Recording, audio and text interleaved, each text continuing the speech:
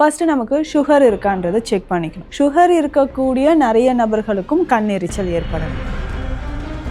பொன்னாங்கண்ணி, கரிசலாங்கண்ணி, ஸோ 2 கீரைகளில் ஏதாவது ஒன்றாவது நம்ம வாரம் ஒரு 3 நாள் சாப்பிட்டுக்கிட்டே வந்தோம்னா, ஸோ அப்போது கிட்னி ரிலேட்டடாக ப்ராப்ளம் இருந்தால் ட்ரை ஸ்கின் நிறைய பேருக்கு இருக்கும். அதே ஒரு சில பேருக்குலாம் பார்த்தீங்கன்னா சாப்பிட்டு நெஞ்சு ரொம்ப எரிச்சலாக ஆகுது அப்படின்னு சொல்லுவாங்க மேம். அதுக்கு என்ன காரணமாக இருக்குது? இப்போ அதே மாதிரி ஒரு சில பேருக்குலாம் பார்த்தீங்கன்னா சளி இருமல் இருக்கும் மேம். அவங்க வந்து வீட்டிலேயே வந்து எந்த மாதிரியான கஷாயம் செஞ்சு குடிக்கலாம்? வணக்கம் அண்ட் வெல்கம் டு ஹெல்த் குரு. நான் உங்கள் முரளி. ஸோ இன்றைக்கி நம்ம கூட யார் இருக்காங்க அப்படின்னு பார்த்தீங்கன்னா சித்தார்த் டாக்டர் நித்யா தான் இருக்காங்க. இன்னைக்கு இவங்க கிட்ட தான் பேச போகிறோம். வாங்க பேசலாம். வணக்கம் மேம். வணக்கம். எப்படி மேம் இருக்கீங்க? நல்லா இருக்கேன். நீங்கள் எப்படி இருக்கீங்க? எஸ் மேம், சூப்பராக இருக்கேன் மேம். ஓகே மேம், இப்போ ஒரு சில பேருக்குலாம் பார்த்தீங்கன்னா கண்ணு ரொம்ப எரிச்சலாக இருக்குது அப்படின்னு சொல்கிறாங்க மேம். அதுக்கு என்ன காரணமாக இருக்குன்னு நினைக்கிறீங்க? கண் எரிச்சலுக்கு நிறைய காரணங்கள் இருக்குது. முதல்ல உடல் உஷ்ணம் இருந்தால் நிறைய பேருக்கு கண் எரிச்சல் இருக்கும்.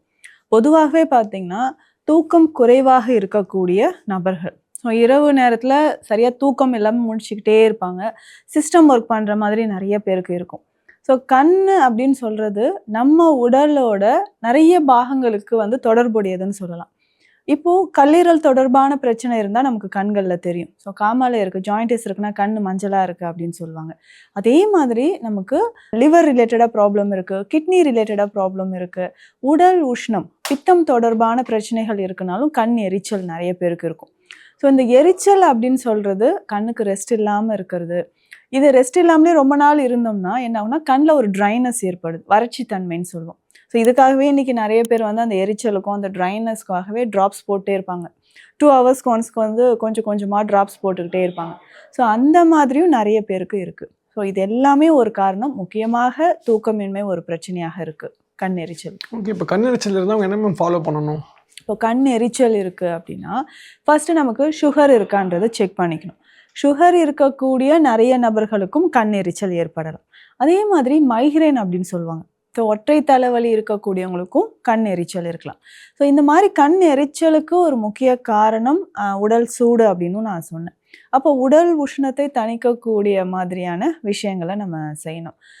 பவர் நமக்கு எப்படி இருக்குன்னு செக் பண்ணிக்கணும். ஸோ நிறைய பேர் வந்து பவர் இருக்கும், ஸோ நியர் சைட்னஸ் சொல்லுவாங்க, தூரத்தில் இருக்கக்கூடிய பொருட்கள் வந்து சரியாக தெரியல அப்படின்னு சொல்கிறது. ஸோ சுகர் இருக்கிறவங்களுக்கு டயபெட்டிக் ரெட்டினோபதின்ற கண்டிஷனும் இருக்கும். ஸோ இந்த மாதிரி கண்டிஷனில் நம்ம வந்து பவர் செக் பண்ணிக்கிறது ரொம்ப நல்லது. ஸோ அப்போ கண் எரிச்சல் இருந்துக்கிட்டே இருந்ததுன்னா பித்தத்தை குறைப்பதற்கான வழிமுறைகளை நம்ம ஃபாலோ பண்ணணும். ஸோ ஃபஸ்ட்டு நம்ம சொல்லக்கூடியது எண்ணெய் குளியல் தான் சித்த மருத்துவத்தில் சொல்லுவாங்க. அதுக்குமே வந்து பார்த்தோம்னா இரவு நேரத்தில் நம்ம தூங்கும்போது கால் பாதங்களில் பசு நெய் கொஞ்சம் அப்ளை பண்ணிக்கணும். ஸோ பசு நெய்யோட ஒரு சிட்டிகை அளவு மஞ்சள் பொடி சேர்த்து கால் பாதங்களில் நம்ம ஒரு 2 கால்லையுமே ஒரு 5 துளிகள் பசு நெய் உள்ளங்காலில் அப்ளை பண்ணிட்டு தூங்கலாம். கண்ணுக்கு நல்ல குளிர்ச்சியை தரக்கூடியதாக இருக்கும். அதே மாதிரி இரவு நம்ம தூங்குறதுக்கு முன்னாடி கொஞ்சம் விளக்கெண்ணெய் கண்களை சுற்றி நல்லா அப்ளை பண்ணிக்கணும். ஸோ இதுலையுமே வந்து பார்த்தோம்னா நமக்கு திரிஃபலா நெய் அப்படின்ற ஒரு மருந்து இருக்குது. ஸோ இது முக்கியமாக கண் எரிச்சல் இருக்கிறவங்க ரொம்ப நேரம் சிஸ்டம் பார்க்குறாங்க இல்லையா, ஸோ இவர்களுக்கு எல்லாமே நம்ம கண்களை சுற்றி அப்ளை பண்ணிக்கிட்டே வரணும். ஸோ அந்த மாதிரி செய்யும்போது கண் எரிச்சல் நமக்கு குறைய ஆரம்பிக்கும். உணவு முறைகளையும் நிறைய மாற்றங்கள் செய்யணும். ஸோ நம்ம நெல்லிக்காய் சாறு எடுக்கிறது, வெள்ளை பூசணி சாறு, வெள்ளரிக்காய் சாறு, ஸோ இது எல்லாமே கண்களோட எரிச்சலை வந்து குறைக்கக்கூடியது. ஸோ இதுலையுமே முக்கியமாக பொன்னாங்கண்ணி, கரிசலாங்கண்ணி, ஸோ 2 கீரைகளில் ஏதாவது ஒன்றாவது நம்ம வாரம் ஒரு 3 நாள் சாப்பிட்டுக்கிட்டே வந்தோம்னா கண் எரிச்சல் நமக்கு குறையும். நீங்கள் சொல்லிட்டு இருந்தீங்க சரியாக தூங்கலனா கூட கண் எரிச்சல் ஆகும் அப்படின்னு. ஒரு சில பேர்லாம் பார்த்தா தூக்கமே வர மாட்டேங்குது அப்படின்னு சொல்கிறாங்க மேம். அப்போ சரியாக தூங்குறதுக்கு சில உணவுகள் வந்து உதவுன்னு சொல்கிறாங்க. அது மாதிரி உணவுகள் இருக்கா? நல்ல உறக்கம் வேணும்னா உணவு ரொம்ப முக்கியம். ஸோ இரவு நேரத்தில் நம்ம எடுக்கக்கூடிய உணவு தான் உறக்கத்தை தீர்மானிக்குதுன்னு சொல்லலாம். உறக்கம் தான் நம்மளுடைய அன்றாட வாழ்க்கை, நம்மளுடைய ஹெல்த்தியான லைஃப்பை வந்து தீர்மானிக்குது. உறக்கம் ரொம்ப இம்பார்ட்டண்ட். ஸோ அப்போ தூக்கம் வர்றதுக்கு நம்ம என்ன பண்ணணும்? ஸோ இரவு வந்து ரொம்ப லேட்டாக சாப்பிடுவாங்க நிறைய பேர். ஃபுட்டு சாப்பிட்றதே வந்து பார்த்திங்கன்னா 10 மணிக்கு மேலே, 12 மணிக்கு இந்த மாதிரி டைம்லலாம் ஃபுட் எடுப்பாங்க. எப்படி டைஜஷன் ஆகும்? ஸோ அதனால் உறக்கம் சரியாக வராது. நைட்டில் ஹெவியாக சாப்பிட்றது, காலையிலேருந்து நல்லா ஒர்க் பண்ணுவாங்க. ஸோ ஈவினிங் மேலே நான் வந்து ஓகேங்க இப்போ தான் நான் 8 மணிக்கு தான் என் ஒர்க்கெல்லாம் முடிச்சிட்டேன், இப்போ பாரு நல்லா உட்காந்து சாப்பிட்டு தூங்கணும். ஸோ ஹெவியாக நம்ம சாப்பிடும்போது கண்டிப்பாக உறக்கம் வராது. இரவு உணவு வந்து ரொம்ப லைட் ஃபுட்டாக இருக்கணும். ஈஸியாக டைஜஷன் ஆகிற மாதிரி இருக்கணும். ஸோ ஆவியில் வேக வைத்த உணவுகளோ, ஸோ ஈஸியாக நம்ம வந்து டைஜஷன் ஆகிற மாதிரி உணவுகளை எடுக்கும்போது கொஞ்சம் கொஞ்சமாக நமக்கு உறக்கம் வரும். ஸோ இதுவே ஒரு சிலருக்கு வந்து பார்த்தோம்னா ரொம்ப நேரம் தூக்கம் வரல, சரி கொஞ்சம் நேரம் மொபைல் பார்க்கலாம் அப்படின்ட்டு பார்ப்பாங்க. ஸோ அதுவே என்ன ஆகும்னா இன்னும் கொஞ்சம் நேரம் தூக்கம் வராமல் அப்படியே மிட் நைட் வரைக்குமே போயிடும். ஸோ இந்த மாதிரி உறக்கம் வருவதற்கு உணவு ரொம்ப முக்கியம். ஸோ இரவு நம்ம தூங்கும்போது கொஞ்சம் பால் சுக்கு பால் குடிக்கலாம், மஞ்சள் சேர்த்த பால் குடிக்கலாம், அஸ்வகந்தா பொடி சேர்த்தோ இல்லை சதாவரி அப்படின்னு சொல்லக்கூடிய தண்ணீர் விட்டான். ஸோ இந்த சூரணங்கள் ஏதாவது ஒன்று ஒரு 1/2 ஸ்பூன் அளவுக்கு பாலில் சேர்த்து குடித்தாலும் நமக்கு ஒரு ஆழ்ந்த உறக்கம் வரும். அப்போ உணவு முறை ரொம்ப இம்பார்ட்டண்ட். ரொம்ப வந்து ஸ்பைஸியாக இல்லாமல் அசைவ உணவுகளை தவிர்த்துட்டு ரொம்ப எண்ணெய் சார்ந்த உணவுகள் இல்லாமல் ஈஸியாக டைஜஷன் ஆகிற ஃபுட் வந்து சாப்பிட்ணும். அதுவும் அந்த உணவு வந்து இரவு ஒரு 8 மணிக்குள்ளே நம்ம சாப்பிட்டுட்டு ஒரு 1 ஹவருக்கு அப்புறம் நம்ம உறக்கத்திற்கு போனோம்னா நல்ல உறக்கம் ஏற்படும். ஓகே. அதே மாதிரி இந்த ஜென்ரேஷனில் பார்த்தீங்கன்னா எல்லாரும் விரும்புகிற ஒன்று என்னென்னு பார்த்தீங்கன்னா முகம் வந்து ரொம்ப கிளியராக வச்சுக்கணும் அப்படின்னு ஆசைப்படுறாங்கண்ணா. முகம் கிளியராக வச்சுக்க உணவுகள் உதவுமா? கண்டிப்பாக. ஸோ ஃபேஸ் நமக்கு வந்து கிளியராக இருக்கணும். இளம் வயதிலே நிறைய பேருக்கு சுருக்கங்கள் வர மாதிரி இருக்கும். ஒரு ஏஜ்டு லுக் தெரியுது அப்படின்னா பாடியில் டாக்ஸின்ஸ் நிறைய இருக்குது. கழிவுகள் ரத்தத்தில் அதிகமாக இருந்ததுன்னா முகத்தில் வந்து ஒரு வயதான தோற்றம் இருக்கும். அப்போது நம்ம உணவுகள் எடுக்கிற உணவே நமக்கு என்னென்னா கழிவுகளை வெளியேற்றுற மாதிரியான உணவுகளாக எடுக்கணும். ஸோ இதுக்கு பெஸ்ட்டாக வந்து பார்த்தோம்னா ஃப்ரூட் ஜூஸஸ் நமக்கு வந்து நல்லாவே ஹெல்ப் பண்ணணும்னு சொல்லலாம். ஸோ காலையில் எம்டி ஸ்டொமக்கில் நம்ம எடுக்கிற என்ன உணவு எடுக்கிறோம், ஸோ எம்டி ஸ்டொமக்கில் எடுக்கிற உணவு தான் நம்மளுடைய உடல் ஆரோக்கியத்தை தீர்மானிக்குது. பேசிக்காக வந்து பார்த்தோம்னா கல்லீரலில் பிரச்சனை இருந்தாலோ லிவரில், அதாவது கல்லீரலில் அதிகமான டாக்ஸின்ஸ் சேர எப்படின்னா ஸ்கின்ல வந்து நமக்கு வந்து ஒரு டாக்ஸின்ஸ் அதனாலேயே நிறைய ஸ்கின் ப்ராப்ளம் வருது. ஸோ முகம் மட்டும் இல்லை, உடல் முழுவதுமே நிறைய பேருக்கு ஒரு வயதான தோற்றம் அந்த மாதிரி இருக்கும். ரொம்ப ட்ரை ஸ்கின் இருக்கும் நிறைய பேருக்கு. ஸோ அப்போது கிட்னி ரிலேட்டடாக ப்ராப்ளம் இருந்தால் ட்ரை ஸ்கின் நிறைய பேருக்கு இருக்கும். ஸோ அப்போது ஃபேஸ் நமக்கு கிளியராக இருக்கணும்னா நம்ம எடுக்கக்கூடிய உணவுகள் ரொம்ப ரொம்ப இம்பார்ட்டண்ட். ஸோ காலையிலே டீ காஃபி குடிக்கிறது, எம்டி ஸ்டொமக்லேயே டீ காஃபி குடிப்பாங்க. ஸோ அது எல்லாமே அவாய்ட் பண்ணிவிட்டு ஏதாவது ஃப்ரூட் ஜூஸஸ் மாதிரியோ இல்லை ஹெர்பல் டீ மாதிரி நம்ம எடுத்துக்கலாம். ஸோ இந்த ஹெர்பல் டீ எல்லாமே நம்ம தினந்தோறும் கொடுக்கக்கூடிய அந்த கருப்பட்டி காஃபியே போதுமானது. ஸோ அது எல்லாமே எடுக்கும்பொழுதும் நமக்கு சருமம் பொலிவாக இருக்கும். அதே சில பேருக்குலாம் பார்த்தீங்கன்னா சாப்பிட்டு நெஞ்சு ரொம்ப எரிச்சலாக ஆகுது அப்படின்னு சொல்லுவாங்க மேம். அதுக்கு என்ன காரணமாக இருக்குது? ஸோ இது வந்து அசிடிட்டி இல்லை கேஸ்ட்ரைட்டிஸ் அப்படின்னு சொல்லுவாங்க. ஸோ அல்சர் இருக்கக்கூடிய பெரும்பாலும் நிறைய நபர்களுக்கு நெஞ்செரிச்சல் ஏற்படுது. ஸோ நெஞ்செரிச்சல் அப்படின்னு சொல்கிறது இந்த கேஸ்ட்ரைட்டிஸ், ஆசிட் அதிகமாக செக்ரேட் ஆகுது. பொதுவாக பார்த்தீங்கன்னா காலையில் பிரேக்ஃபாஸ்ட் நிறைய பேர் ஸ்கிப் பண்ணுவாங்க, சாப்பிட மாட்டாங்க. காலைல எழுந்திரிச்சோம் ஏதாவது காஃபி டீ குடிச்சிட்டு அதோடு அப்படியே லஞ்சுக்கு டைரெக்டாக லஞ்சு தான் சாப்பிடுவாங்க.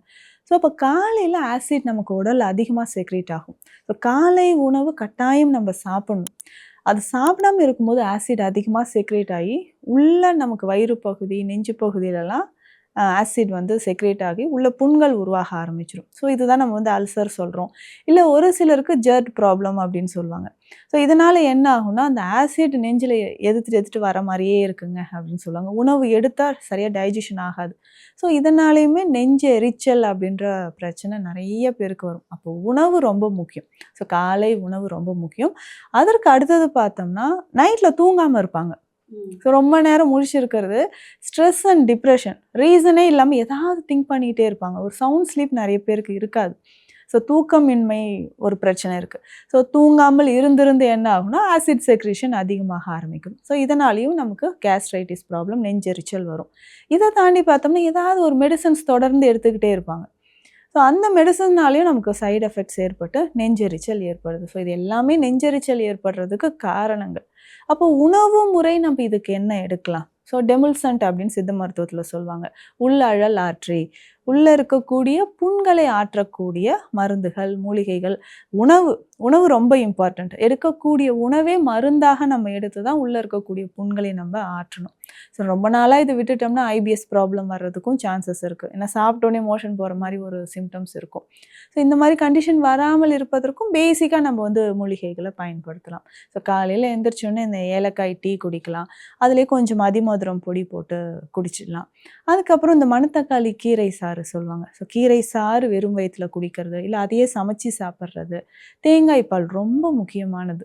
ஸோ தேங்காய் பால் வந்து எம்டி ஸ்டொமக்கில் கொஞ்சம் கொஞ்சமாக நம்ம குடிச்சிட்டே வரும்போது நம்ம கேஸ்ட்ரைட்டிஸ் அப்படின்ற ப்ராப்ளம் வந்து கொஞ்சம் கொஞ்சமாக நமக்கு குணமாகுது. இப்போ மூட்டு வலி இருக்குன்னா அவங்க எந்த மாதிரி உணவுகள் மேம் எடுத்துக்கலாம்? கால்சியம் ரொம்ப முக்கியம். ஸோ மூட்டுக்களை பொறுத்த வரைக்கும் கால்சியம் சார்ந்த உணவுகள் மூட்டு வலி இருக்குனாவே வாதம் அதிகரிக்கிறதுனால வரக்கூடியது தான். ஸோ நம்ம உடலில் வாதம் அதிகரிக்கிறதுனால மூட்டுக்களில் வலி ஏற்படுது. ஸோ நீ ஜாயிண்டில் பெயின் வரும், ஷோல்டர் ஜாயிண்ட் கையை தூக்க முடியலங்கன்னு சொல்லுவாங்க, முதுகு தண்டுவடத்தில் வந்து பிரச்சனை இருக்கும். ஸோ இது எல்லாமே வாதம் அதிகரித்து வரக்கூடியது தான். ஸோ இப்போது வாதத்தை சமநிலைப்படுத்தணும். சேம் டைம் கால்சியம் நிறைந்திருக்கக்கூடிய உணவுகள் எடுக்கணும். ப்ரோட்டீன் ரொம்ப ரொம்ப இம்பார்ட்டண்ட். ஸோ இந்த மாதிரி எந்த உணவு எடுக்கலாம்? கால்சியம் அப்படின்னாவே பொதுவாக பாலில் தான் இருக்குது. எனக்கு ஆனால் பால் பிடிக்காது. பால் மட்டும் கிடையாது, பாலை விட சிறந்த கால்சியம் நிறைந்திருக்கக்கூடிய உணவுகள் நிறைய இருக்குது. வயதானவர்களுக்கு அதுக்கு ஏற்ற மாதிரி மூலிகைகளோ இல்லை அந்த உணவுகளோ நம்ம எடுத்துக்கலாம். இப்போ பேசிக்காக பார்த்தோம்னா இந்த தானிய வகைகள். ஸோ தினமும் வந்து 3 வேளையும் வந்து அரிசி சாப்பிட்றவங்க இருக்காங்க. ஸோ அரிசியை பேஸ் பண்ணி உணவு. இப்போ காலைல இட்லி தோசை சாப்பிட்டோம், மதியம் ரைஸ் சாப்பிட்டோம், திரும்ப நைட் அதே இட்லி தோசை. அந்த மாதிரி இல்லாமல் இதுக்கு வந்து நம்ம சிறுதானிய வகைகள் வந்து எடுத்துக்கலாம். ஸோ இதில் கால்சியம் அதிகம். இதனோட சேர்த்து பார்த்தோம்னா இதில் சிறுதானிய வகைகளில் அந்த பட்டை தீட்டப்படாத தானிய வகைகள்னு சொல்கிறோம். ஸோ மேலே இருக்கக்கூடிய அந்த கோட்டிங் வந்து ரிமூவ் பண்ணாமல் நம்ம அன்பாலிஷ்டு ரைஸ் இதை எடுக்கும்பொழுது தான் நமக்கு கால்சியம் நிறைவாக கிடைக்கும். ஃபைபர் கண்டென்ட்டும் அதிகமாக இருக்குது. ஸோ அந்த மாதிரி உணவுகள் எடுக்கும்பொழுது மூட்டு வலிகள் நமக்கு வராமல் இருக்கும்னு சொல்லலாம். இதனோட சேர்ந்து கீரை வகைகள் ரொம்ப முக்கியம். ஸோ முருங்கைக்கீரை ரொம்ப முக்கியமானது, வெந்தயக்கீரை, சிறுகீரை, தூதுவளை, வல்லாரை, இந்த கீரை வகைகள் ஏதாவது ஒன்று தினம்தோறும் நம்ம சாப்பிட்டுக்கிட்டே வந்தோம் மூட்டு வலிகள் வந்து குறைய ஆரம்பிக்கும்.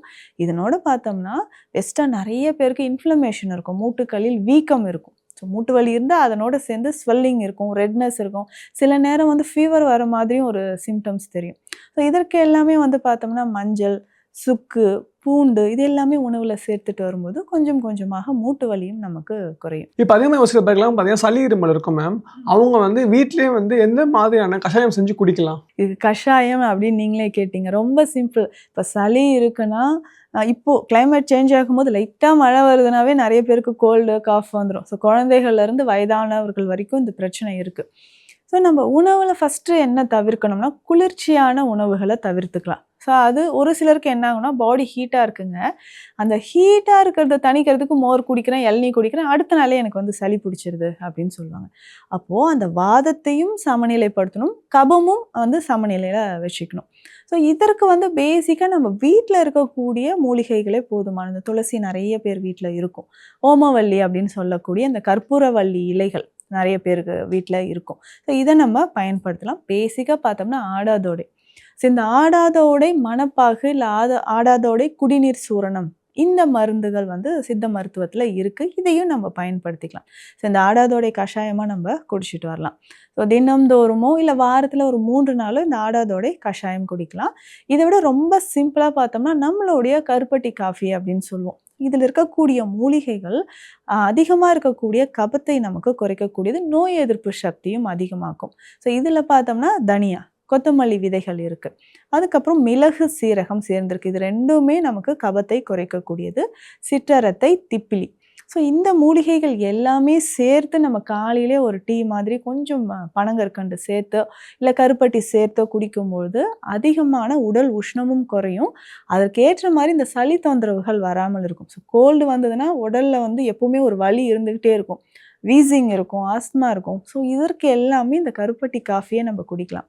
அப்படி இல்லைன்னா இதை தவிர்த்து வந்து பார்த்தோம்னா நம்ம வீடுகளில் இருக்கக்கூடிய துளசி, ஓமவல்லி இலைகள் இதை போட்டு ஒரு சின்ன துண்டு இஞ்சி சேர்த்து கஷாயம் மாதிரியும் குடிக்கலாம். ஸோ நிறைய இன்ஃபர்மேஷன் பகிர்ந்துக்கிட்டீங்க. உங்கள் நேரத்தை எங்களுக்காக ஒதுக்குனதுக்கு மிக்க நன்றி மேம். நன்றி.